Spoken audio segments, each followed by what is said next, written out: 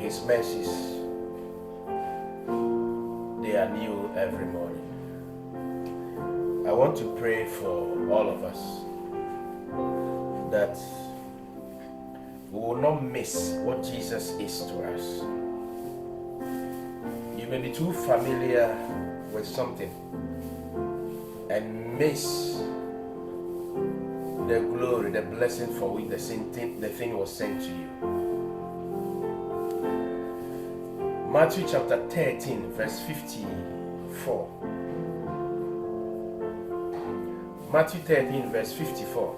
And when he was come into his own country, he taught them in their synagogue, in so much that they were astonished, and said, whence hath this man this wisdom and these mighty works? Verse 55.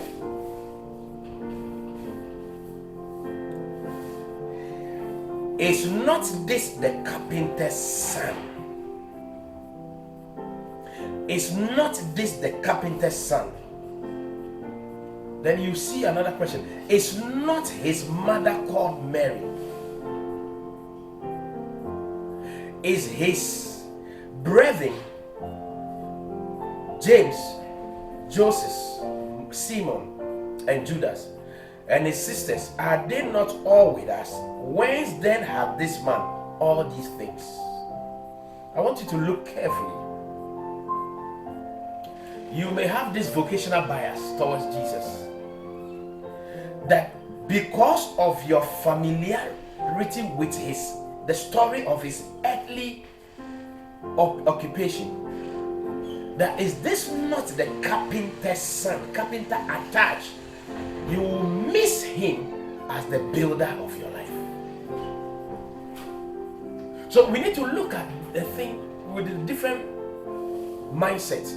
Is this not the carpenter's? That is his profession, his trade. This is the carpenter's son. But you may get it wrong if you don't see him as being the builder of the church, the builder of your life, rather than an earthly profession. And they ask another question. Is not his mother Mary? There is also the biological bias. You may miss this one too. Is this not his father Joseph, his mother Mary? Meanwhile, you may miss the fact that he is the Son of God. And his brethren, so you may also have a social bias, that because of your familiarity with the story of his siblings, you miss him as a friend who stays closer than a brother. He's not just a brother. And look at the geographical bias. When then had this man all these things? Look at John chapter 1, verse 50, 45, 46. I read 46. Can there anything good come out of Nazareth, a geographical location? Can there anything good come out of Nazareth? John chapter 7, verse 41 says, others said, this is the Christ. But some said, shall Christ come out of Galilee? Geographical bias. Can anything good come out of Nazareth? Shall Christ come out of Galilee? Because of familiarity with his geographical location, historically, you may miss him as the Lord from heaven. Glory. I want to pray for you that you see Jesus as who he is. The story tells us he's the son of the carpenter, but he's son of God. The carpenter's son, but he had a profession. He will not come hitting nails and joining, but he will come to build your life and mend things, fix things, heal the nails, put things in their perspective, and make everything peaceful in your life. Can anything good come out of Galilee? He's the one sent from heaven. I pray in the mighty name of Jesus Christ that you not be too familiar with the story, the history of Jesus, and miss the spiritual blessings that you must take. You will not be too familiar with the geographical location. Can anything good come out of Nazareth? But the man was sent from heaven.